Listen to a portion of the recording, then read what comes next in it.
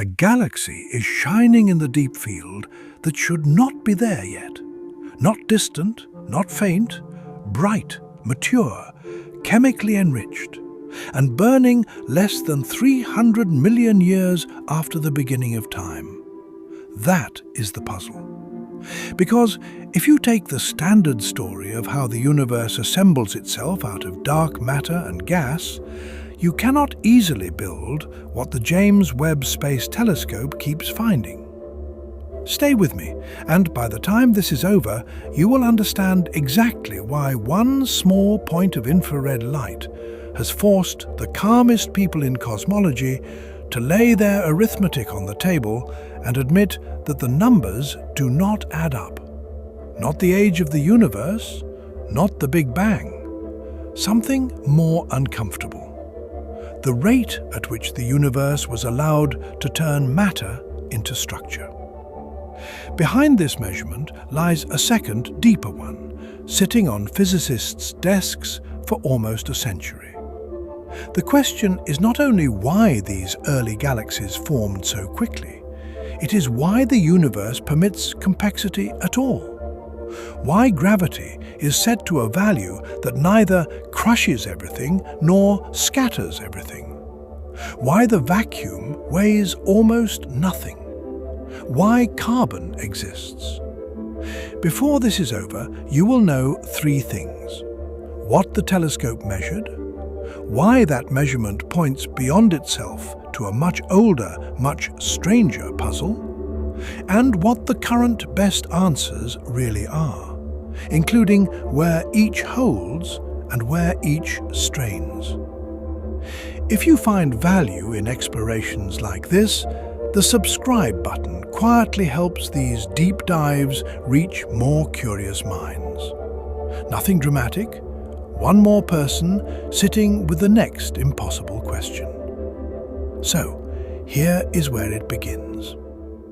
The James Webb Space Telescope launched on the 25th of December 2021 from the Guiana Space Center in Kourou on the northeast shoulder of South America.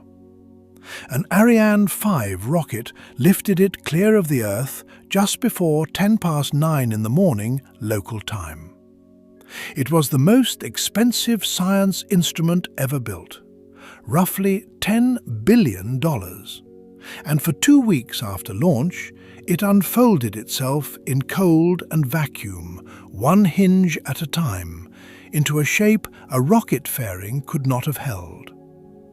18 hexagonal beryllium mirrors, gold-coated to about 100 nanometers thick, arranged into a single primary mirror 6.5 meters across, 21 feet. Roughly 6.25 times the light-collecting area of the Hubble Space Telescope. A sun shield the size of a tennis court to keep the instruments in permanent shadow. A second, smaller, cold and dark side facing away from the sun, where the detectors sit at temperatures colder than the surface of Pluto. It orbits nothing you can point to. Its home is the Sun-Earth Lagrange point known as L2, about 1.5 million kilometers from Earth, 930,000 miles out, on the far side from the Sun. There it drifts in a slow halo, cooling, listening for infrared.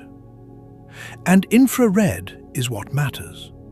Because when a galaxy sits so far away that its light has been stretched by cosmic expansion for more than 13 billion years, whatever ultraviolet or visible light it originally emitted has been dragged into the infrared by the time it reaches us. To read the opening chapter of the universe, you have to build an infrared telescope, cool it to the point where its own warmth does not drown the signal, and put it somewhere quiet, which is what they did. Full science operations began on the 11th of July 2022. Almost immediately, the arithmetic began to strain. Before I introduce the object, I want to tell you what measurement we are doing. The universe expands, and as it expands, the wavelengths of light stretch with it. A photon that leaves a galaxy at, say, ultraviolet wavelengths arrives at our detectors much redder than when it was emitted, because the space it traveled through has been stretching the entire journey. Astronomers capture this stretching in a single number, the redshift, written with the letter Z. The definition is almost embarrassingly simple. 1 plus Z equals the observed wavelength divided by the emitted wavelength. If Z equals 1, the light has been stretched by a factor of 2. If Z equals 14, the light has been stretched by a factor of 15.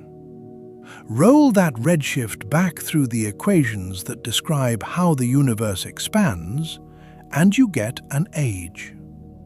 Z equals 14 corresponds to about 290 million years after the Big Bang, roughly 2% of the present age of the universe, the cosmic dawn.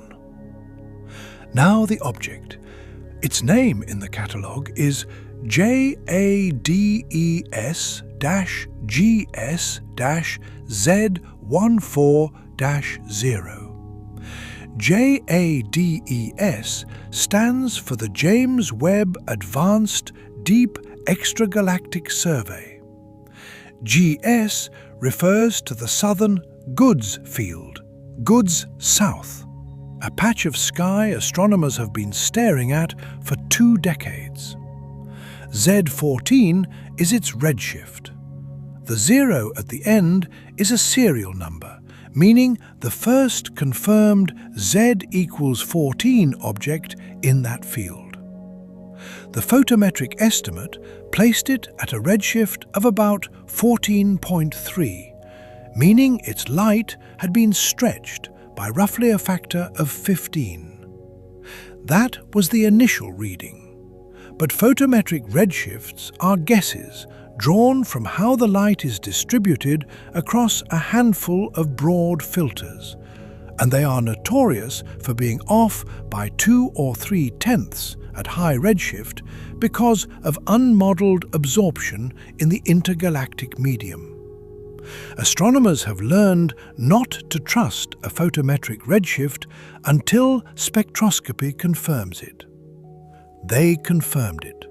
Spectroscopy from the NIRSpec instrument on Webb, and later, more precisely, an emission line detection from the Atacama Large Millimeter Array, the enormous field of radio dishes on the high, dry Chajnantor Plateau in northern Chile, pinned the redshift to 14.1793, plus or minus 7/10,000ths. That kind of precision is not a rounding error, it is a number. That number corresponds to about 294 million years after the Big Bang. Think about that timescale. Not 13 billion, not 1 billion, 294 million. Roughly the same span that separates our present from the middle of the age of dinosaurs. In that window, a small region of the early universe had already gathered itself, ignited stars, produced enough oxygen to be detectable across the whole visible universe, and settled into an object structured enough to have a shape. Because it does have a shape, Webb resolved it. The half-light radius, the distance from the center inside which half of the object's light is emitted, is about 260 parsecs. In more concrete units, about 1,600 light-years across. That is a few hundred times smaller than the Milky Way's disk, which is roughly 100,000 light-years wide, and yet already large enough to be structured, not just a chaotic knot of gas. And it is bright, Its absolute ultraviolet magnitude, m sub UV, is about -20.8. Astronomers stack magnitudes so that more negative means brighter, which is confusing until you accept it as a convention. -21 is bright, very bright. In the language of the paper by Kevin Heinlein and the Discovery team at the Steward Observatory, JADES-GS-z14-0 is roughly 5 times more luminous than the previous most distant confirmed galaxy. It is the second most luminous spectroscopically confirmed Z greater than 8 galaxy in the entire Webb dataset. Only GN-Z11, the record holder Hubble found in 2016, edges it out, and only by a factor of 2. Its inferred stellar mass, in the units astronomers prefer, is a base 10 logarithm of about 8.78. Translated back into ordinary counting, that is about 600 million times the mass of the Sun. 600 million solar masses of stars, less than 300 million years after the beginning of time. And it is not the only one. JADES-GS-z13-0 was imaged in September of 2022 and confirmed at redshift 13.2 by NIRSpec a month later. Its team, led by Emma Curtis Lake at the University of Hertfordshire and Brant Robertson at the University of California, Santa Cruz, held the redshift record until Stefano Carniani, Kevin Heinlein and Daniel Eisenstein's group broke it with JS-z14-0.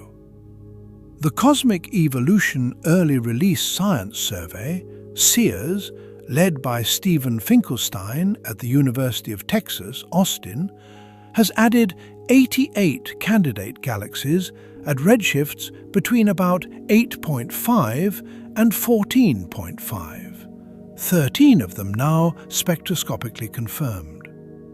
This is not one strange object, it is a population. That was not what the models predicted. To understand why, we have to introduce the standard model of cosmology. Not the standard model of particle physics. That is a different theory about quarks and leptons. But the standard model of cosmology called Lambda-CDM. The Greek letter lambda, borrowed by Einstein, stands for the cosmological constant, or equivalently for what today gets called dark energy. CDM stands for cold dark matter. Cold meaning the particles move slowly compared to light. Dark meaning they do not shine, do not absorb, do not interact with photons. And matter meaning they gravitate. Lambda-CDM is not a single equation you can write on a napkin. It is a framework of equations, initial conditions, and best fit parameters, calibrated against the cosmic microwave background, the faint microwave glow of the young universe, and against galaxy surveys, and against the way distant supernovae fade. In broad numbers, the framework says this. The universe is about 13.8 billion years old. Roughly 5% of its energy density is ordinary baryonic matter, the atoms we and everything visible are made of. Roughly 27% is cold dark matter. Roughly 68% is dark energy, driving the recent acceleration of expansion. And structure grows hierarchically.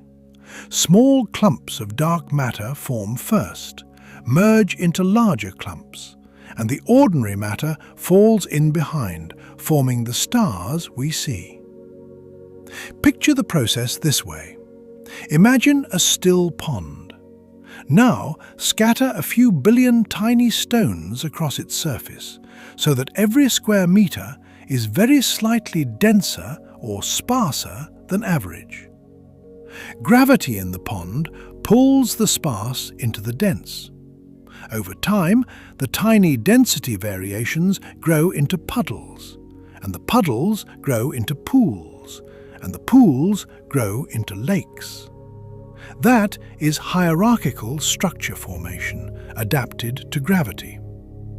The little variations were seeded by quantum fluctuations in the very early universe, stretched to cosmic size by inflation, and imprinted onto the microwave background at 400,000 years old.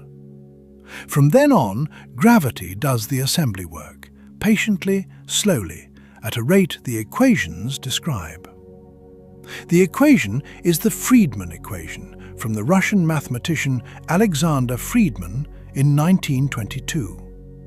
In its usual form, h squared equals 8 pi g over 3 times rho minus k over a squared plus lambda c squared over 3.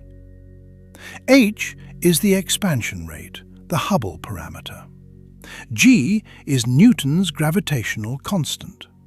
Rho is the density of everything that gravitates. K is spatial curvature, 0 for our universe. A is the scale factor, the size of the universe measured relative to today. And lambda is the cosmological constant. What that equation says in plain terms is that how fast the universe expands is set by what is in it. And how fast structure grows inside that expansion is set by the same terms. Put a stopwatch on that arithmetic. The standard framework tells you, on average, how much stellar mass should have assembled inside a given dark matter halo by a given cosmic age. It sets a ceiling. The stellar mass of a galaxy at a given redshift cannot exceed the baryonic content of its host halo. There is a bookkeeping identity here, and it is written as follows. The stellar mass density above some stellar mass threshold is less than or equal to the cosmic baryon fraction. Call it F sub b, roughly 0.16, multiplied by a star formation efficiency epsilon, multiplied by the halo mass density above the corresponding halo mass threshold. In symbols, rho star is at most Fb times epsilon times rho halo. The baryon fraction is fixed by the microwave background. The halo mass density is fixed by the cold dark matter physics. The only free knob is epsilon, the efficiency with which each halo converts its baryons into stars. And even that knob has a hard stop. Epsilon cannot exceed 1. You cannot turn 110% of your atoms into stars. In the local universe, epsilon is not close to 1. It is about 0.1. In our neighborhood today, roughly 10% of the baryons that entered a galaxy over cosmic history are locked into stars. The rest was blown out, or stayed as gas, or never fell in. Feedback from supernovae, stellar winds, and active galactic nuclei is efficient at heating gas and expelling it before it can collapse. This is one of the great successes of the modern picture. It explains why big galaxies do not scale up trivially with their halos, and why star formation is so tempered.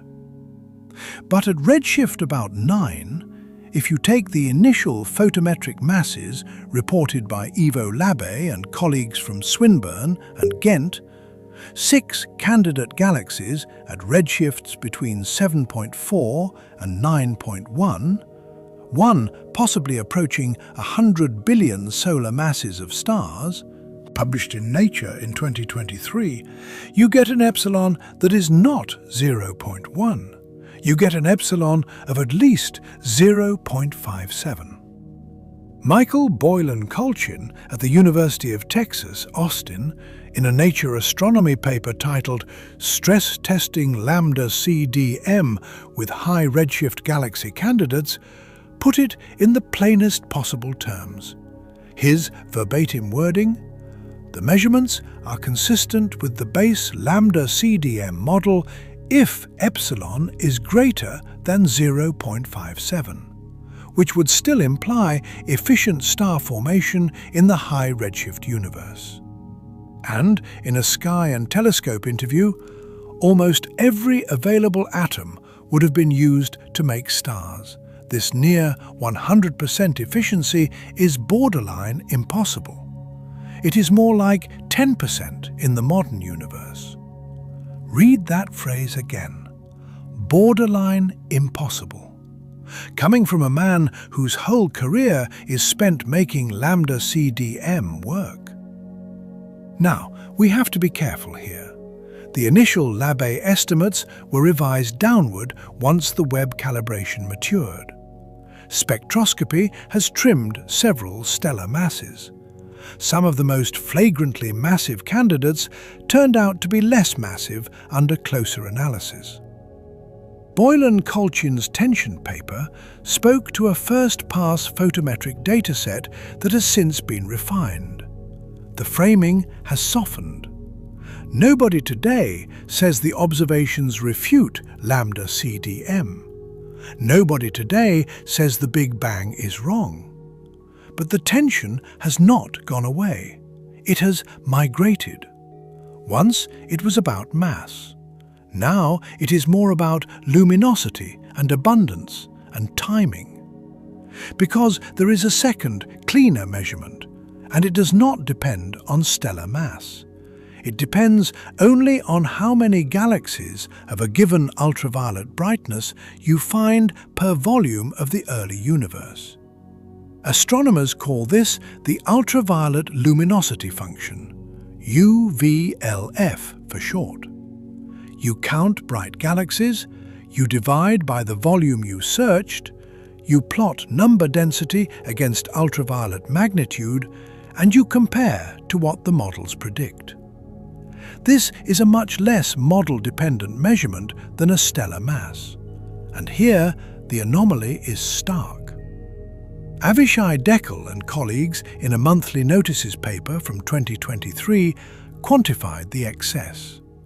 Verbatim, an order of magnitude excess in the abundance of the brightest galaxies at redshifts Z equals 7 to 16, up to a factor of about 10, compared to the expectations based on the common wisdom of galaxy formation within the standard cosmological paradigm of Lambda-CDM. An order of magnitude excess. That is not a rounding error either. And Finkelstein and the CEERS collaboration in a 2024 Astrophysical Journal Letters paper called Complete CEERS Early Universe Galaxy Sample reported something even stranger. The space density of the bright galaxies, those with an absolute ultraviolet magnitude of about -20, barely evolves between redshift about 14 and redshift about 9. It changes only modestly across that interval. Then, from redshift about 8 to redshift about 4, it evolves much more steeply. Which means that in the first roughly 400 million years of cosmic history, whatever was making bright galaxies was already at almost peak efficiency. It ramped up fast. It stayed roughly there. And only later did the normal, slower, more familiar cosmic noon evolution take over. The universe seems to have hit the ground running. I have covered this class of anomaly in a related exploration elsewhere. The specific case of a galaxy whose age looked, on early photometry, flatly impossible before spectroscopy refined it. That thread is worth its own careful sit. Here, though, we take the wide angle. Because the Webb bright-end excess is not one strange candidate, it is a whole population, spread across the two most sensitive cosmic dawn surveys we have. What does it mean when the universe delivers its first structures faster than the extrapolations that guided our expectations? I want you to sit with this for a moment. Not the astronomy, the sensation. Before Webb, our best telescope for probing the cosmic dawn was Hubble. Hubble is a beautiful instrument. It is also an ultraviolet and visible instrument, which meant that beyond about redshift 11, it was seeing almost nothing. The deep field surveys extrapolated. They fit smooth curves to what they saw at lower redshift and predicted what they thought would sit further out. They said the bright galaxies fall off sharply beyond redshift 10. Webb turned on. Webb looked. And where the models said the bright galaxies would be very few, they were about 10 times more abundant. Where the models said the assembly would be sluggish, it was already close to fully paced. What does it mean when an entire predicted population is out by a factor of 10? It does not mean by itself that the Big Bang is wrong. It does not mean by itself that Lambda-CDM is dead.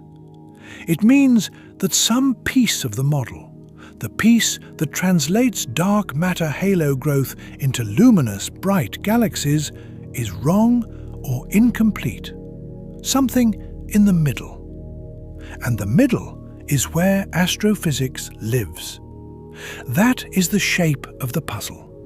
Halos, we think we understand. Cosmology, we think we understand.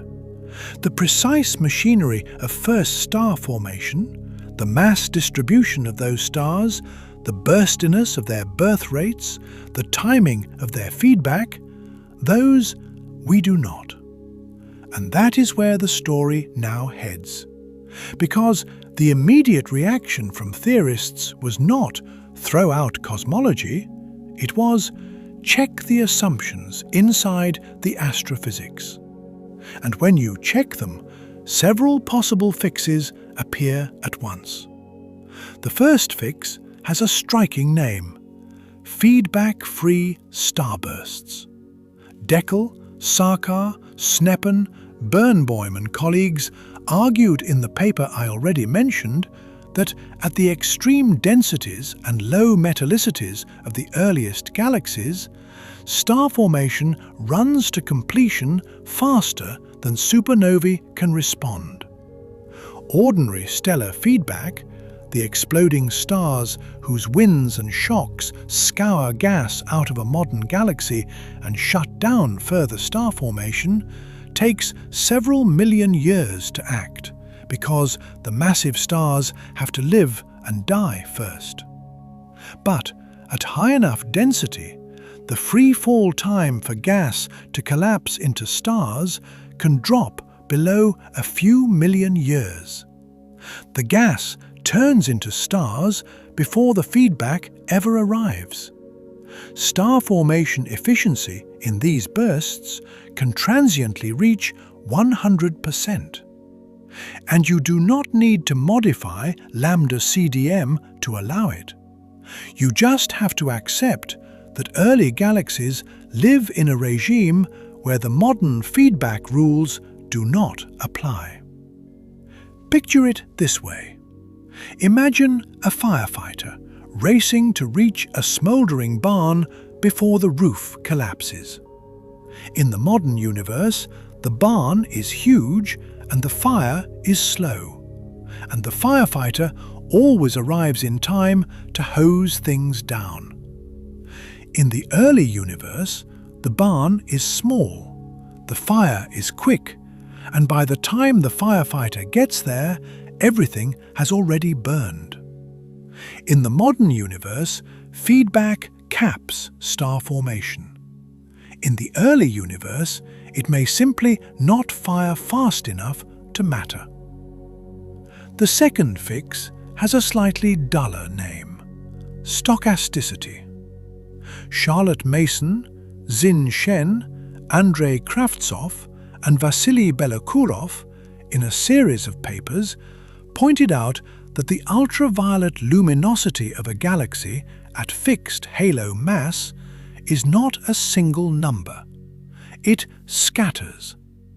If star formation is bursty, quick bursts of a few million years followed by lulls of tens of millions, then at any given moment, some halos are caught in the middle of a burst and are extremely bright, while others are dormant and much fainter.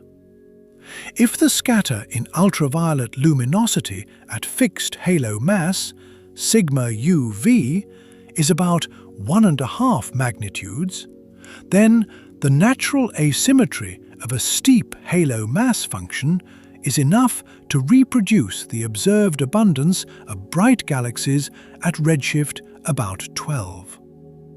If sigma UV is closer to 2.5 magnitudes, you can reproduce it at redshift 16. Nothing exotic, just recognizing that a snapshot of a bursty process shows you the brightest cases far more often than the average.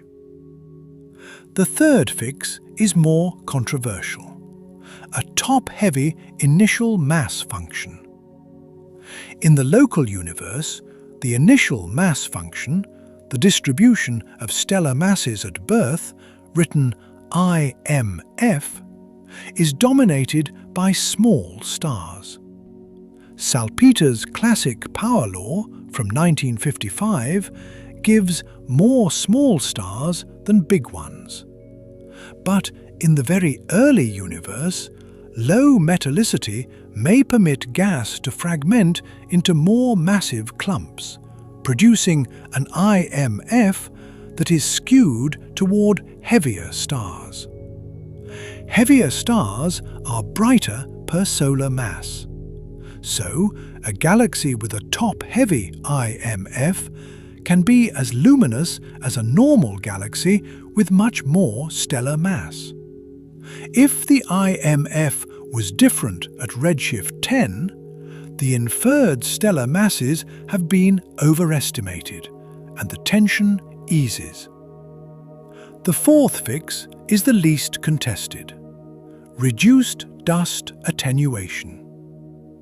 Ordinary galaxies are dimmed by their own dust.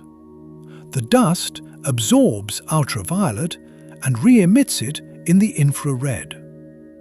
If the earliest galaxies made less dust, or the dust settled differently, more ultraviolet light escapes and inferred luminosities go down, or, equivalently, apparent counts go up. Any one of these could plausibly explain the excess. 2 or 3 of them together certainly can. And the momentum in the field from 2024 into 2026 has moved decisively toward the view that this is an astrophysics puzzle inside Lambda-CDM, not a cosmological revolution. Refined halo mass functions, Antonino del Popolo's DP2 model is one example, reproduce the Z equals 7 to 14 ultraviolet luminosity functions inside standard cosmology at moderate efficiencies. A recent paper called Statistics Meet Systematics argues the massive galaxy tension largely resolves under proper statistical and systematic treatment. Photometric redshift systematic offsets of 2 to 3/10 in Z have been calibrated out. The whole tone has softened. But it has not vanished, and it left a residue. Because in the moment when it looked like the Big Bang model itself might be on the ropes, physicists on the other side of the argument reached, briefly, for something bolder, a change to the cosmology itself. The first candidate was early dark energy.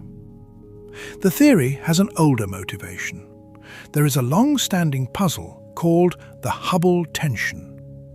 Measurements of today's expansion rate disagree by about 5 kilometers per second per megaparsec, depending on whether you measure it from the cosmic microwave background, 67.4, or from local distance ladders using Cepheid variables and Type 1a supernovae, about 73.2. That is a 4 sigma disagreement, statistically.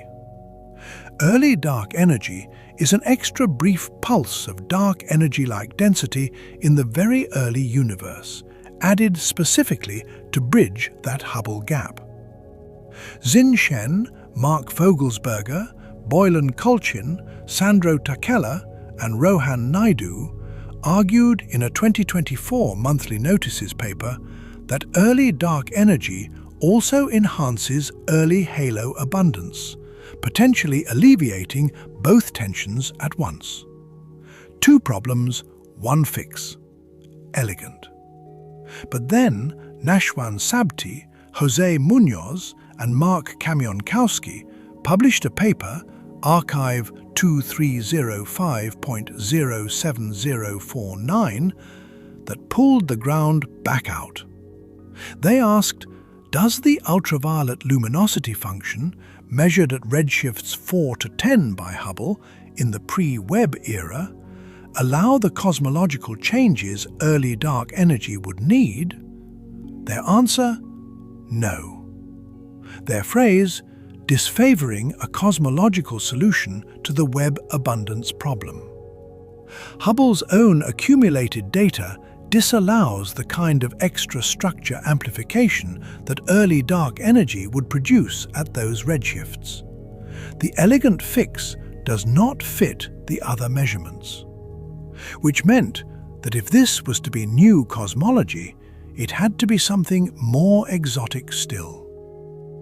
The second and more exotic candidate is primordial black holes.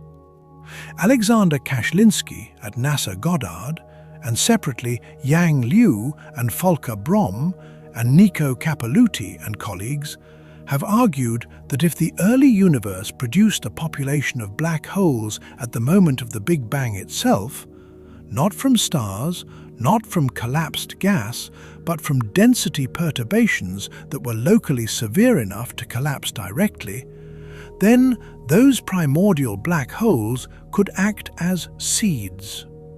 They would concentrate baryons around themselves via what is called the Poisson effect on large scales and the seed effect on small scales. They could accelerate the growth of the first galaxies past what standard cold dark matter halos alone can manage. And they could also, in the same stroke, seed the improbably massive supermassive black holes seen in some of Webb's earliest little red dots. For a while, this idea was speculative and unfashionable. Then, in 2026, a paper by Anna de Graaf, Irina Chemerinska, Jenny Furtak and colleagues in Nature, the DOI ends in 105794, reported a direct dynamical black hole mass in a strongly lensed little red dot. Their verbatim phrase, Keplerian rotation around a point mass of 50 million solar masses, consistent with virial black hole mass estimates and inconsistent with a nuclear star cluster. That is a real dynamical measurement of an early black hole, and it revived interest in whether the seeds of these objects could have been primordial. But primordial black holes have their own problems. Constraints from microlensing, from cosmic ray backgrounds, from femtolensing, gravitational wave signals, and from the cosmic microwave background rule them out across most mass windows. No confirmed detection of one anywhere exists. Yuan and colleagues, in a 2024 Science China paper, framed the idea seriously as rapidly growing primordial black holes as seeds of the massive high redshift Webb galaxies. But the field's centre of gravity remains cautious. And here again we come to Ellis and Silk's rule. You cannot claim a fix on the basis of one anomaly and no confirmed detection. Which brings us, patiently, to the crossroads. Because we have covered the immediate response and the near-term astrophysical explanations, and even the more exotic new physics possibilities, everything so far has been about assembly, about how fast the universe was allowed to turn atoms into structure in its opening act. And on that question, the current lean of the evidence is astrophysics, bursty, feedback-free, stochastic, inside Lambda-CDM. It is a tension, not a crisis. The Big Bang on this reading is not being overthrown. It is being interrogated. But now I want to turn the interrogation itself, because the Webb tension is not really about assembly. It is a spotlight. It illuminates something older, something that has been sitting in cosmology's basement since Fred Hoyle predicted a nuclear resonance in 1953. And Steven Weinberg wrote his review paper in 1989. And Brandon Carter coined a phrase in Krakow in 1973. What the Webb galaxies dramatize is not the timescale on which structure formed. It is the fact that structure could form at all, because the numbers underlying that possibility are extraordinary. And they are the real subject of this exploration.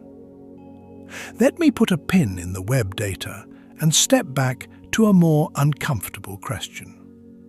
What has to be true about the constants of nature, the gravitational coupling, the electromagnetic coupling, the strong nuclear coupling, the masses of the fundamental particles, the density of the vacuum, the initial entropy of the universe, for anything at all to be here to observe? Not for us specifically, not for humans, just for structure, for stars, for chemistry, for the atoms in this room. The answer, worked out one constant at a time over 80 years, is that the parameter space of possible universes is enormously larger than the parameter space of universes that produce anything more organized than a diffuse fog. Change gravity slightly, and stars either burn out in seconds or never ignite. Change the strong force by a few percent, and either every proton grabs every neutron and there is no free hydrogen, or the diproton is unbound and stellar fusion halts before helium. Change the difference between the up quark mass and the down quark mass, and the neutron either decays instantly, wiping out the possibility of neutron-rich nuclei, or fails to decay at all, freezing chemistry at hydrogen. Take gravity as one concrete example. The gravitational coupling constant is roughly 10 to the minus 41 relative to the strong nuclear force. That ratio is not a mystery you can casually dismiss with a shrug about scale. Change it. Consider what happens. Make gravity slightly stronger. Stars burn hotter, live shorter, exhaust their hydrogen in millions of years instead of billions. There is not enough time for planetary chemistry to run its course. Make gravity slightly weaker. Gas clouds cannot collapse, or collapse so slowly that stars never ignite. There is no chemistry to run at all. The window in which you get stable, long-lived stars sitting inside galaxies whose lifetimes match the lifetimes of the stars, the window we happen to be inside, is narrow on a log scale of possibilities. Not zero width, but narrow. Consider the neutron. The mass difference between the down quark and the up quark, and the mass of the electron, together set whether the neutron is stable enough inside a nucleus to permit nuclei heavier than hydrogen, while unstable enough in free space that free neutrons decay in about 15 minutes. Widen the up-down mass gap slightly, and the neutron becomes so unstable that even inside a nucleus, it decays too quickly for the periodic table to exist. Narrow the gap, and the free neutron ceases to decay, and the entire hydrogen fusion cycle that powers stars breaks. Again, the window is narrow. Not zero, narrow. The extreme case is the cosmological constant, lambda. And to feel what is at stake here, we have to sit with a number. The theoretical expectation for the vacuum energy density of quantum field theory can be computed. You sum the zero-point energies of every quantum field at every wavelength up to some cutoff. If you take the cutoff at the Planck scale, the scale at which quantum gravity becomes essential and our current theories break down, you get a vacuum energy density around 10 to the 72nd power in some natural units. When you convert to the units cosmologists use for the observed lambda and compare, you find that the theoretical prediction exceeds the observed value by about 120 orders of magnitude. 10 to the 120th power. The observed vacuum energy is roughly 10 to the minus 123 in Planck units. The predicted vacuum energy is roughly 1. There are 120 zeros between them.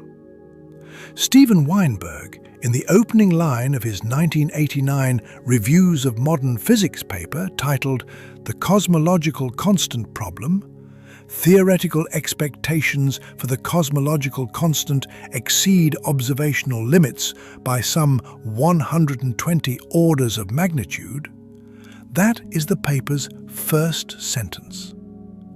It has been called the worst theoretical prediction in the history of physics. Some treatments soften it to about 60 orders of magnitude if you build in Lorentz invariance more carefully, or to about 30 orders of magnitude if you express things in energy scale terms rather than density terms. Even the mildest framing leaves an unexplained discrepancy larger than any other in physics. What does it mean for a theory to overshoot reality by 120 orders of magnitude? It means that either the theory is wrong in some deep, unsuspected way, or that some cancellation mechanism removes 120 digits of the natural prediction with astonishing precision, leaving the tiny residue we observe. If you tried to write down that cancellation by hand, set some parameter of the theory equal to another parameter of the theory to 120 decimal places, you would have to explain why the parameters know about each other to that absurd depth. No known mechanism does this. Not supersymmetry, which would have suggested a cancellation but is not observed at accessible energies. Not the anthropic bound Weinberg himself proposed. Not any specific model. The mystery stands. Weinberg tried something in 1987 that reframed the mystery.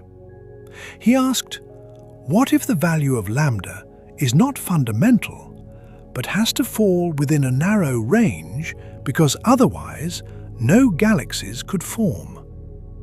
He worked out the bound. Roughly, the observed vacuum energy density must be less than about 1 plus Z star cubed times the present matter density, where Z star is the redshift at which structure formed. Numerically, this gives an upper bound on lambda of about 550 times the present matter density, or about 3 times 10 to the minus 121 in Planck units. The observed value is about 1.2 times 10 to the minus 123. The observed value sits about 2 orders of magnitude below Weinberg's anthropic bound. Not exactly at the bound, small enough to permit structure comfortably, but nowhere near the theoretical prediction. Nowhere near. Now, this is the kind of number I mean when I say the constants sit at values that permit complexity. Not the kind of tolerance you would design into a household thermostat. The kind of precision you would need if you were tuning a dial with your fingers, blindfolded, on a scale that runs from 0 to 1, and you had to hit precisely 10 to the minus 123. And if you missed by even a factor of 1,000, everything more organized than diffuse gas becomes impossible. That is the cosmological constant, and it is only one of the sensitive dials. Consider the Higgs. The Higgs boson was discovered at the Large Hadron Collider at CERN in Geneva on the 4th of July 2012, at a mass of about 125 giga-electron volts. Its mass is one of the free parameters of the Standard Model. Theory does not predict it, but its value carries a strange implication. When the Higgs quartic self-coupling, lambda sub mu, is evolved with energy according to the renormalization group equations, it runs down towards 0 at very high energies, somewhere in the range of 10 to the 10th to 10 to the 11th giga-electron volts. If the Higgs mass was slightly different, lambda sub mu would either stay positive at all energies, a stable vacuum, or drop below 0 at some scale, meaning our vacuum is not the true minimum of the Higgs potential, and could in principle decay by quantum tunneling to a lower energy state, with catastrophic consequences. Dario Butatso and colleagues, in a 2013 Journal of High Energy Physics paper, Archive 1307.3536, worked out this near criticality in detail and showed that the measured Higgs and top quark masses place our universe extremely close to the boundary between stability and metastability. The vacuum decay rate is exponentially suppressed by the Euclidean action, per Coleman's 1977 false vacuum decay formula. So the tunneling lifetime for the actual measured masses vastly exceeds the age of the universe. Vacuum decay is not imminent. It is not something to fear. But it is a striking accident of parameter values that our vacuum sits precisely at the knife edge, and no known mechanism has been shown to place it there. What does it mean for a parameter of physics to sit at a knife edge with no known reason? The third example is even older, and it belongs to Fred Hoyle. In 1953, Hoyle noticed that the observed cosmic abundance of carbon was hard to explain. Two helium-4 nuclei fuse to make beryllium-8. But beryllium-8 is unstable and falls apart in a few times 10 to the minus 17 seconds. For carbon to form, a third helium-4 has to hit the beryllium-8 during that fleeting moment.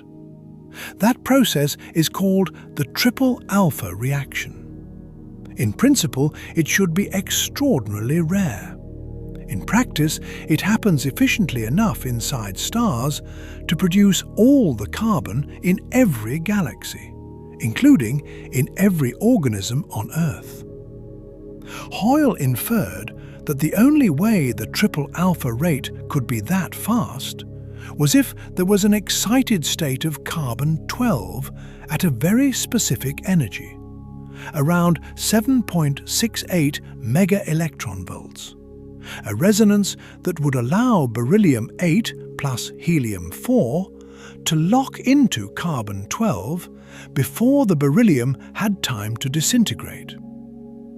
He telephoned William Fowler at the Kellogg Radiation Laboratory at Caltech and asked him to look. Fowler, initially skeptical, looked. Ward Whaling and colleagues confirmed the resonance at 7.68 plus or minus 0.03 mega-electronvolts. Today, the accepted value is about 7.65. And the resonance boosts the triple alpha rate by a factor of about 10 to 100 million over what it would be without the resonance.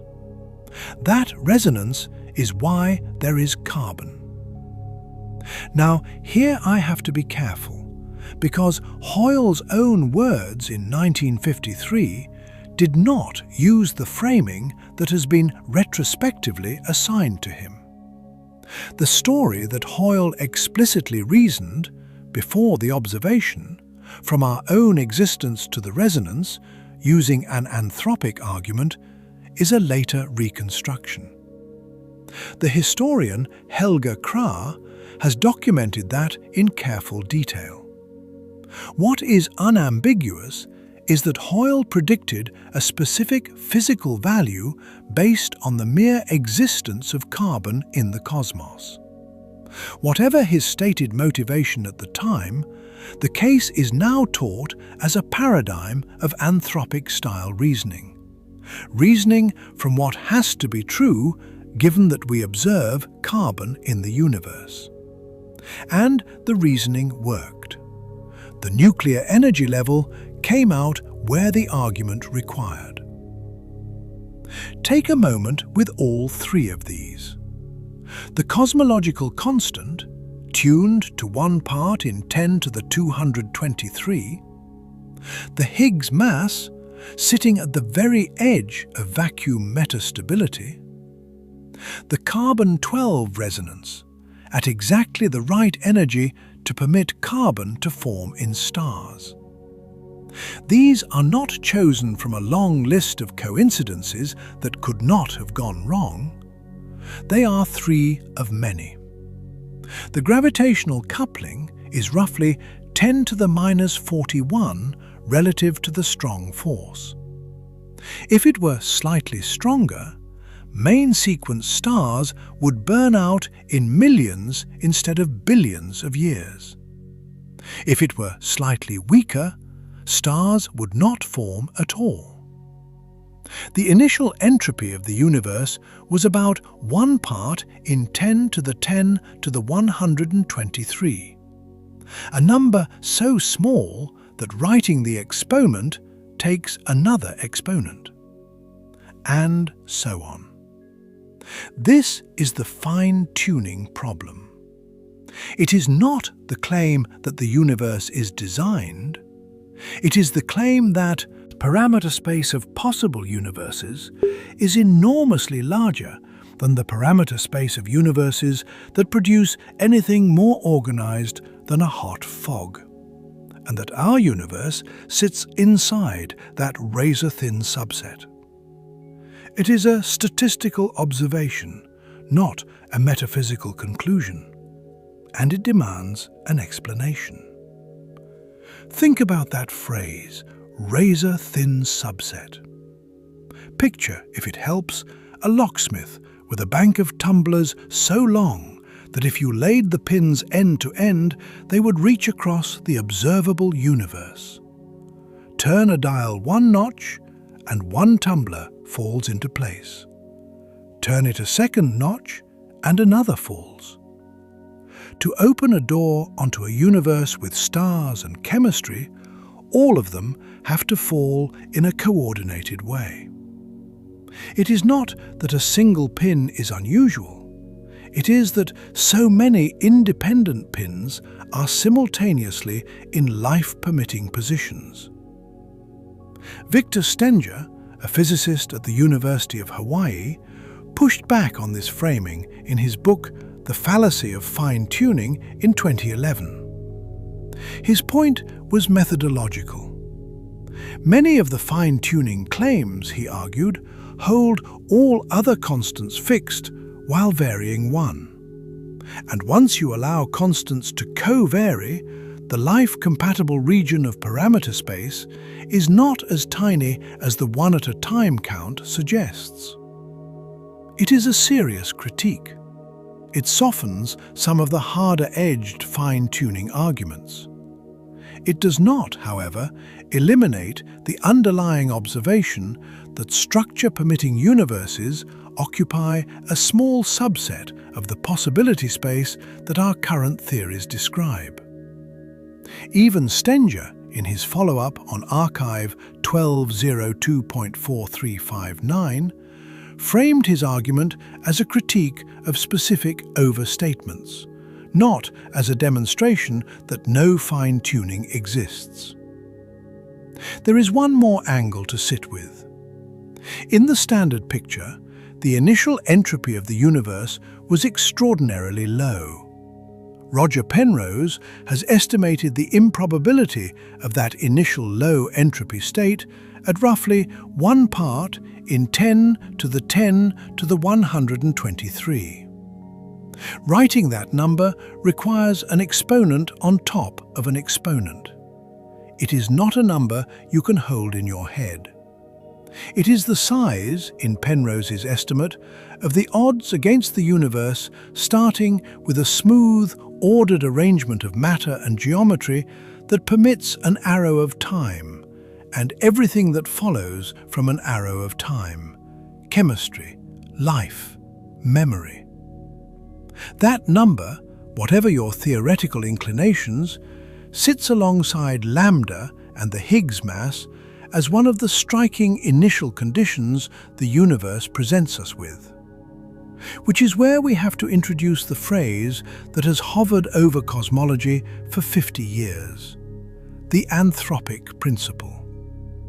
Coined by Brandon Carter, born 1942, at an International Astronomical Union symposium in Krakow, Poland, between the 10th and 17th of September 1973, and published in the Proceedings the following year, Carter's contribution was not the observation. Others, including Robert Dekel, had noted before him that the cosmic epoch we occupy is not random. What Carter did was formalize the reasoning. He distinguished a weak anthropic principle, WAP, and a strong anthropic principle, SAP. His verbatim WAP: "We must be prepared to take account of the fact that our location in the universe is necessarily privileged to the extent of being compatible with our existence as observers." That is, as an observer, you cannot find yourself in a region of the universe where observers cannot exist. Whatever you measure about your local conditions is filtered through the fact that you are here to measure it. In its weak form, this is uncontroversial. It says that our vantage point is selection biased, and it warns us to correct for that.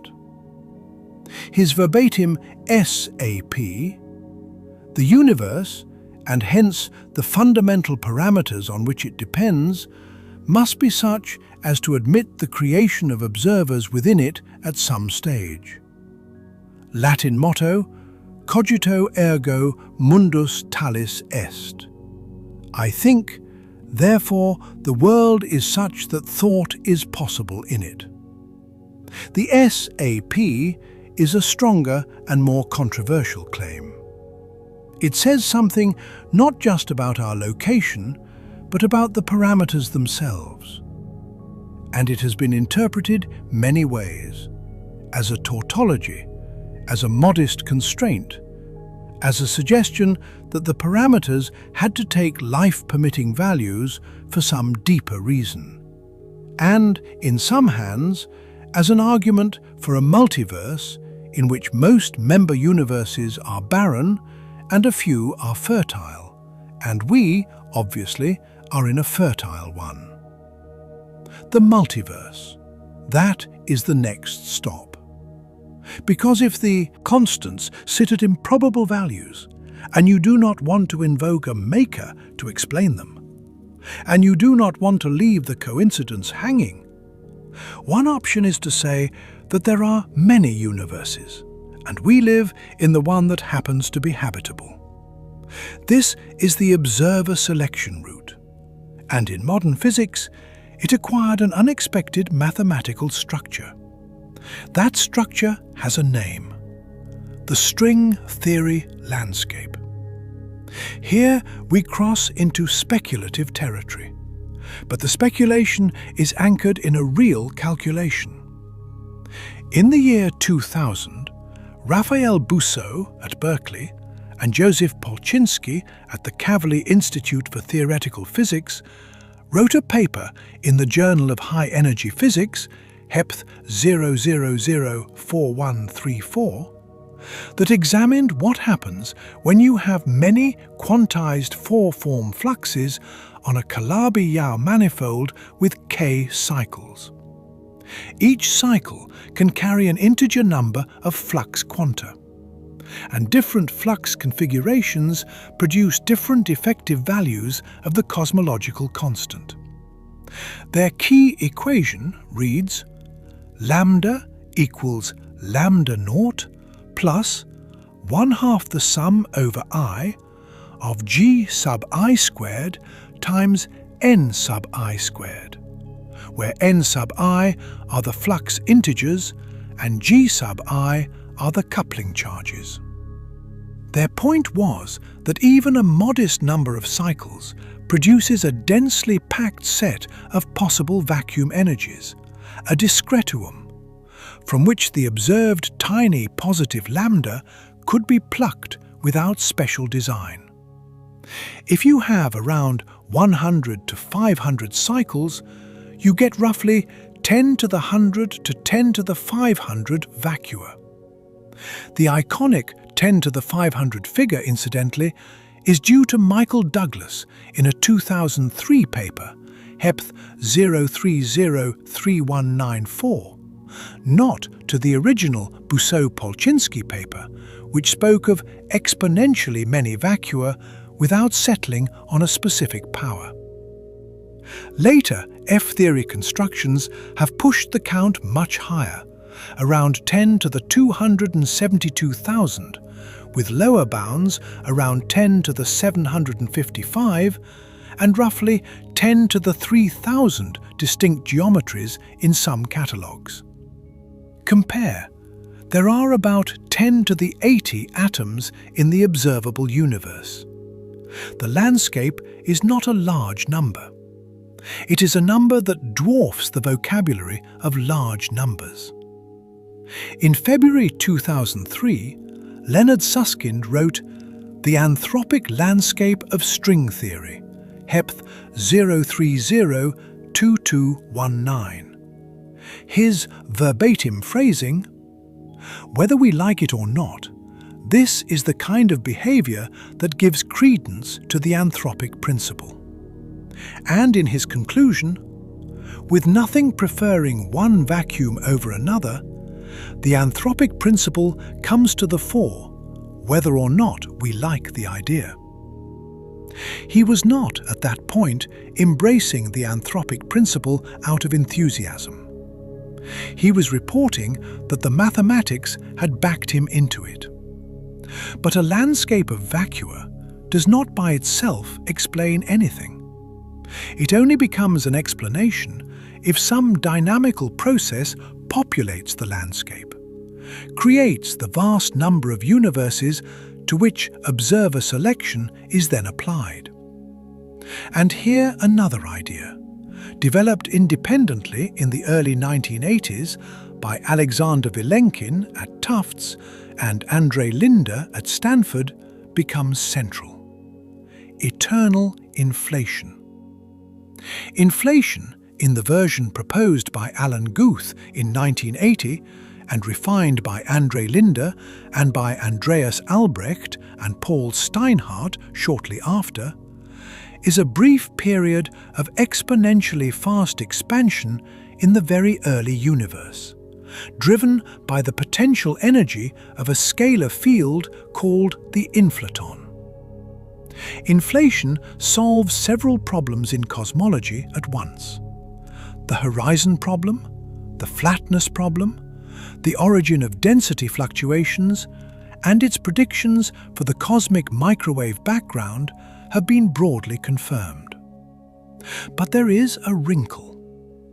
In each Hubble time during inflation, the inflaton field experiences a stochastic quantum kick of size h over 2 pi. If that kick exceeds the classical roll of the field toward the end of inflation, then in some regions inflation never quite ends. Those regions continue inflating, their volume growing exponentially, while other regions bubble off into normal expanding universes with different values of the vacuum. In symbols, whenever delta phi, the quantum kick, equals h over 2 pi, exceeds delta phi slow roll, the classical drift, inflation is eternal in that region. Vilenkin's 1983 Physical Review D paper, The Birth of Inflationary Universes, and Linde's 1986 Physics Letters B paper, Eternally Existing Self-Reproducing Chaotic Inflationary Universe, formulated the idea. Steinhardt, in 1983, was among the first to notice the eternal behavior. Together, a landscape of vacua and a mechanism to populate them, you get an eternally inflating multiverse of pocket universes with different constants. Each pocket has its own effective lambda, its own particle masses, its own initial conditions. The vast majority of them are barren. The tiny fraction that are habitable produce observers. And those observers ask why their constants are the way they are, and answer, because we could not be anywhere else. Linde captured the mood in a Stanford magazine interview I have on file. His verbatim words, "Instead of a universe with a single law of physics, eternal chaotic inflation predicts a self-reproducing, eternally existing multiverse where all possibilities can be realized." And elsewhere, "It looks like cheating, but that is how the inflationary theory works." This is one of the strongest candidate explanations for fine-tuning on the modern physics table. It rests on two theories, string theory and eternal inflation, neither of which has been experimentally verified. And it has three principal weaknesses. First, no observer can, even in principle, verify the existence of the other pocket universes. They are causally disconnected from ours. Second, the string landscape is so vast that identifying which vacuum corresponds to our universe is not merely difficult, it has been shown, in certain formulations, to be computationally intractable in the NP-hard sense. Third, and most seriously, is the measure problem. In an infinite multiverse, what does it mean to say that our observed values are typical? Different rules for weighting the infinite ensemble give different answers for what we should expect to see. And it is not clear that any rule is correct. There is another candidate, less discussed, that trades observer selection for evolutionary dynamics. It belongs to Lee Smolin, Perimeter Institute for Theoretical Physics, Waterloo, Ontario. His 1992 Classical and Quantum Gravity paper, Did the Universe Evolve?, and his 1997 book, The Life of the Cosmos, developed a proposal called Cosmological Natural Selection, CNS for short. The idea runs as follows. Every time a black hole forms and its interior collapses to a singularity, that singularity is replaced by a bounce into a baby universe with slightly varied fundamental constants. The variation is small. The constants that survive best across many bounces are those that maximize the number of black holes produced, because black hole-heavy universes have the most bouncing offspring. Over a vast history of universes, the surviving constants are those tuned to maximize black hole production. Life, on this picture, is an incidental byproduct, because black hole-friendly universes tend to be complex enough to permit stars, chemistry, and, eventually, observers. Notice what Smolin has done. He has replaced observer selection with something more familiar, Darwinian selection at the level of universes. And he has done it in a way that is falsifiable. His model predicts a limit on the maximum mass of neutron stars, because if neutron stars beyond a certain mass exist, they should collapse into black holes rather than remain neutron stars, and CNS-favored constants should prohibit any exceedance. The original bound was around 1.6 solar masses. As neutron star mass measurements refined, the bound rose to around 2 solar masses. Recent measurements now push toward 2.3 or 2.4 solar masses for the heaviest confirmed neutron stars. Smolin has responded that CNS remains falsifiable but not yet falsified. Leonard Susskind, in a 2004 paper, Hepth 0407266, challenged CNS on the grounds that eternal inflation reproduces baby universes far faster than black holes can, and that black hole information should transfer to a baby universe in a way that could scramble the very inheritance CNS relies upon. Vilenkin, in a paper Hepth 0610051, pointed out that a larger cosmological constant would increase the black hole formation rate, meaning CNS should predict a much larger lambda than we observe, which is a serious tension.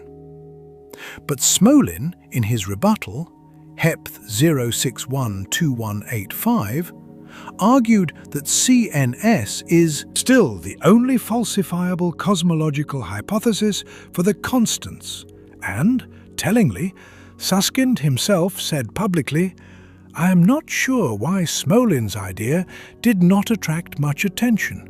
I think it deserved far more than it got." And there is a third candidate, the cyclic model.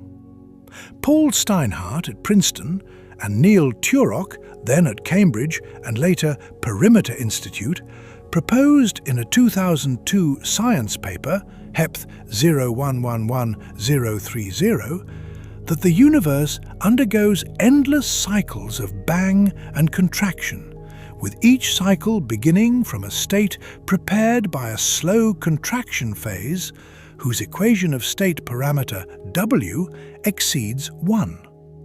Slow contraction, they argued, smooths and flattens the universe in a way parallel to how inflation does, but without an inflaton and without an eternal branching multiverse. In a 2006 science paper, volume 312, page 1180, they argued that the cyclic model dynamically relaxes lambda to a small positive value over vast timescales through a process of accumulated adjustment across cycles, without invoking observer selection. It is a non-anthropic route to the cosmological constant problem. The cyclic model has weaknesses. It relies on M-theory/brain physics that is speculative. Its predicted spectrum of primordial density fluctuations is observationally degenerate with inflation, in that a duality maps the two onto the same power spectrum in certain limits. It is not, at present, distinguishable from inflation by data. But it is a serious alternative, and it does not need the multiverse. Take stock now of what we have on the table. On one side, the Webb tension in early galaxies, pointing, on current evidence, to astrophysics inside Lambda-CDM. Bursty and stochastic star formation, feedback-free bursts at extreme densities, possibly a top-heavy initial mass function, calibration corrections that are still ongoing. On the other side, the fine-tuning problem, which the Webb tension has illuminated but not created, a problem about constants and initial conditions, not timescales. And on the fine-tuning table, observer selection in the string landscape populated by eternal inflation, Smolin's cosmological natural selection, the Steinhardt-Turok cyclic model, and the null option that some as yet unknown deeper mechanism sets the constants without any of these mechanisms. I want to pause here and say something honest before I continue. Take a moment. When I first understood the size of the cosmological constant discrepancy, I had to sit with it for a while. It is not the kind of number a person can meaningfully picture. But you can hold it as a comparison.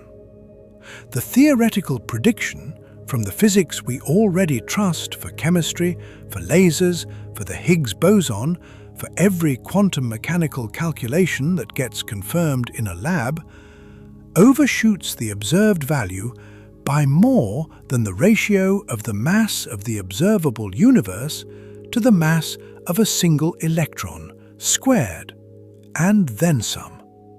That is how far off we are. And the universe exists anyway. Something makes it work.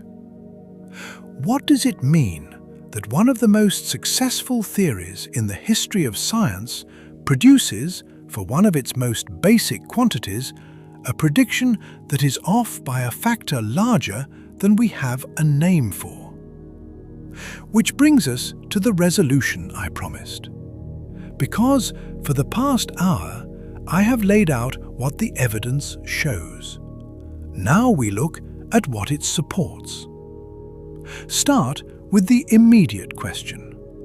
what is the Webb tension really telling us? Here, the arithmetic, once carefully done, points in a direction. The Webb early galaxy abundance excess is real, at up to a factor of 10 in the bright-end ultraviolet luminosity function. And the near non-evolution of the bright end from redshift about 14 to redshift about 9 is real. But the interpretation that this requires new cosmology has weakened. Sabti, Munoz, and Kamionkowski showed that the pre-existing Hubble ultraviolet luminosity function data at redshifts 4 to 10 rules out the cosmological modifications that would be needed to accommodate the excess. Refined halo mass functions and improved statistical treatments increasingly reproduce the observations within Lambda-CDM. Spectroscopy has revised many photometric stellar masses downward. The tension in mass is now much smaller than it looked in 2022.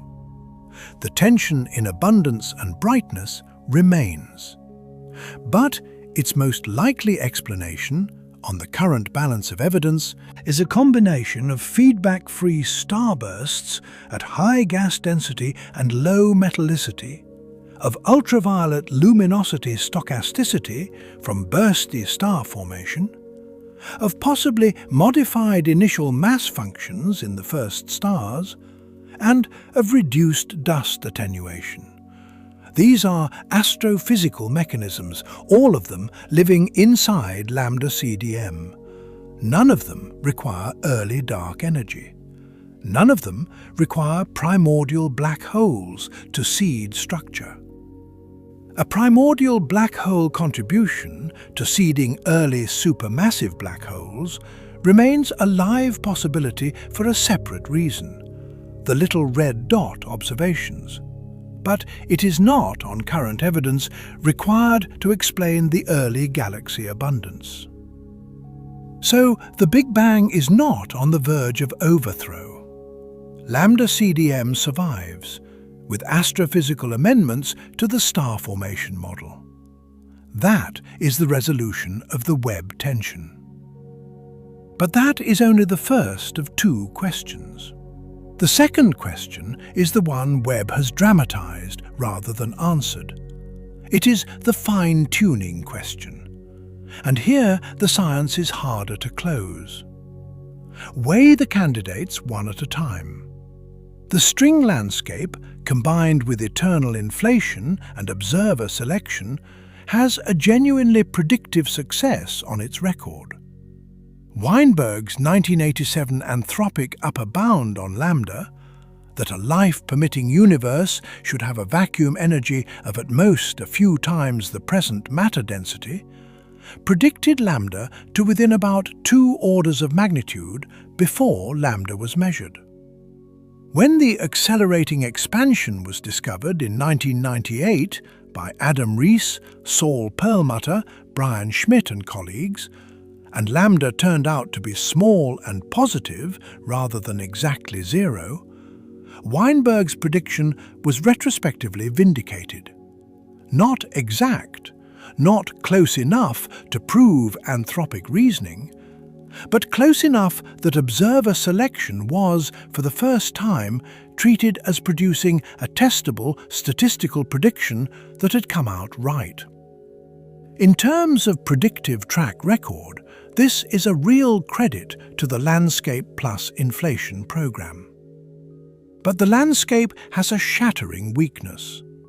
It is not falsifiable in the strict sense that George Ellis and Joe Silk emphasized in their December 15, 2014 Nature essay, Scientific Method: Defend the Integrity of Physics. Their verbatim challenge: what potential observational or experimental evidence is there that would persuade you that the theory is wrong and lead you to abandoning it? If there is none, it is not a scientific theory. The other pocket universes are causally disconnected. No direct measurement is possible. The measure problem, how to weight infinite ensembles, remains unresolved.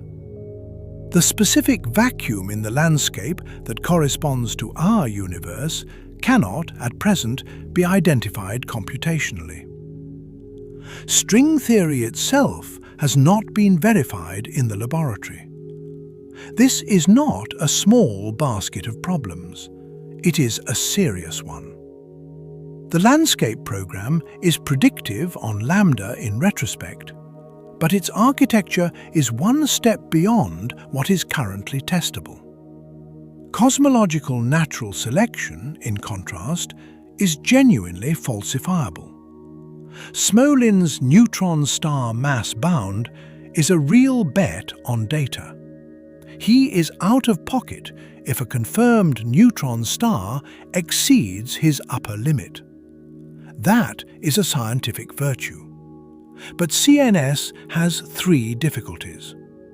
Vilenkin's challenge, that a larger cosmological constant would increase the black hole formation rate, and so CNS should predict a lambda far larger than we observe, has not been fully answered. Susskind's information transfer objection has not been fully answered. And the meta-principle of small variation between offspring universes is itself a tuning assumption. CNS is scientific in the Popperian sense. It has not yet demonstrated that its prediction is correct in a way that would settle the fine-tuning question. It is a promising but not decisive candidate. The cyclic model of Steinhardt and Turok has its own strengths and weaknesses. It avoids inflation, avoids the multiverse, and dynamically relaxes lambda over cycles. It is not observer-selectionist, but it is observationally degenerate with inflation, and it depends on M-theory/brain physics that has not been directly tested. It is a serious alternative, and it deserves the continued attention it receives from a small but distinguished community. It does not, at present, discriminate against inflation. So the empirical work of distinguishing the two is ongoing. Which explanation, then, does the evidence best support? The honest answer is that the evidence does not yet cleanly separate them. On the Webb tension proper, the evidence is starting to favor astrophysical explanations within Lambda-CDM. That question is closer to closure. On the deeper fine-tuning question, the current landscape of ideas is a genuine intellectual crossroads. Weinberg's lambda prediction is a real point in favor of observer selection over a multiverse. Smolin's neutron star prediction is a real point in favor of CNS as science. The cyclic model is a real point in favor of a non-anthropic dynamical mechanism. None of them is dominant. Each has strengths, and each has structural weaknesses. And the honest verdict of a working cosmologist in 2026 is that we do not yet know why the constants take the values they do. But the more important thing to notice is this. The Webb early galaxies did not create the fine-tuning problem. They dramatized it. They put a bright, specific instance of the universe's efficiency at building complexity in front of our eyes. 294 million years after the beginning of time, matter had already begun to organize itself into structures more coherent than most extrapolations allowed. Whether that reflects fast, bursty star formation inside standard cosmology, which is where the evidence currently points for the Webb tension, or something deeper about the parameters of physics themselves, is now, and will remain for some time, an unfinished conversation. I want to be careful here. The evidence supports certain conclusions. It supports the conclusion that Lambda-CDM survives with astrophysical amendments. It supports the conclusion that the anthropic bound calculation of Weinberg came out remarkably close to the later measured lambda. It supports the conclusion that Smolin's CNS is falsifiable and not yet falsified. It does not support the conclusion that the constants had to be what they are because of some deep necessity we can now name, nor the conclusion that they are the way they are for no reason at all. Cosmology is not yet in a position to settle that question. And I think this is where I want to leave you. The question of why the universe permits complexity, why gravity is set to the value at which stars form, why lambda is small enough to allow structure, why the Higgs mass sits at the edge of vacuum metastability, why carbon is possible, is a question the science of 2026 can pose more precisely than any previous generation could. The candidates for an answer are more mathematically developed than they have ever been. The observational evidence available to test them is richer than it has ever been. But the fundamental question, why these constants, is not yet resolved. And it may reach an edge past which physics, as we currently practice it, cannot go. Whether an answer lies beyond that edge, or whether the question dissolves into something we have not yet learned to ask, is not something this exploration can decide. The evidence takes us to that edge and leaves us there. That is not a failure. That is the honest position. What does it mean that we have looked deep enough into the past to see the first galaxies and found that they were already there, bright, structured, chemically enriched, waiting for us to notice? What does it mean that the constants of physics, taken as an ensemble, sit at a place that permits the very structure we now see? What does it mean that our best mathematics offers us several plausible frames for that fact? A landscape, an evolutionary cosmos, a cyclic geometry, and none of them yet closes the account. Let me bring this exploration to a close. We began with a small, bright point of infrared light, JADES-GS-z14-0, shining at a redshift of 14.1793, less than 300 million years after the beginning of time. 600 million solar masses of stars gathered into an object about 1,600 light-years across. We watched the tension it created with Lambda-CDM, first as a stress testing of the halo mass function by Boylan-Kolchin, then as an order of magnitude excess in the bright-end ultraviolet luminosity function by Dekel and Finkelstein. And we saw the astrophysical resolutions that have gained ground. Feedback-free starbursts, stochastic burstiness, top-heavy initial mass functions, revised dust attenuation. On the current balance of evidence, the Webb early galaxy tension is not a cosmological revolution. It is a refinement to the physics of first star formation inside Lambda-CDM. We then followed the deeper thread. We stepped from the timescales of assembly to the values of the constants themselves, and we sat with three of the most striking cases: the cosmological constant, 120 orders of magnitude smaller than theory predicts; the Higgs mass, sitting at the edge of vacuum metastability, with no known mechanism placing it there. The carbon-12 resonance at 7.65 mega-electron volts, which is why carbon exists at all. We asked what could explain those values, and we weighed 4 candidates. The string landscape, populated by eternal inflation with observer selection, credited by Weinberg's anthropic lambda prediction, but vulnerable to the Ellis-Silk falsifiability critique. Smolin's cosmological natural selection, genuinely falsifiable through its neutron star mass-bound, but challenged by Vilenkin and Susskind on the black hole rate and information transfer. The Steinhardt-Turok cyclic model, elegant but observationally degenerate with inflation, and the null option, that some deeper, as yet unknown mechanism sets the constants directly.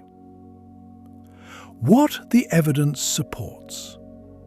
The Webb early galaxies are not evidence for new cosmology, but they do intensify a much older question. The fine-tuning of the constants is real, in the specific sense that the parameter space of universes that produce structure is much smaller than the parameter space of universes that do not. The best current explanations are contested but scientifically serious.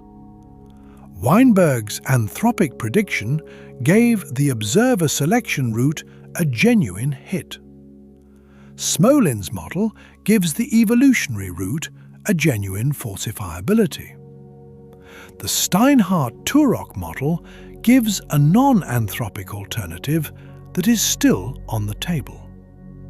And where the science reaches its limit, why the constants are set, whether the ensemble of universes is real or a bookkeeping device, whether the deeper mechanism has been thought of yet, that limit is where cosmology honestly is. Beyond it, we do not have a settled answer. Naming that clearly is not a failure. It is the shape of the frontier. If you found value in this exploration, consider subscribing. It helps these deep dives reach more curious minds.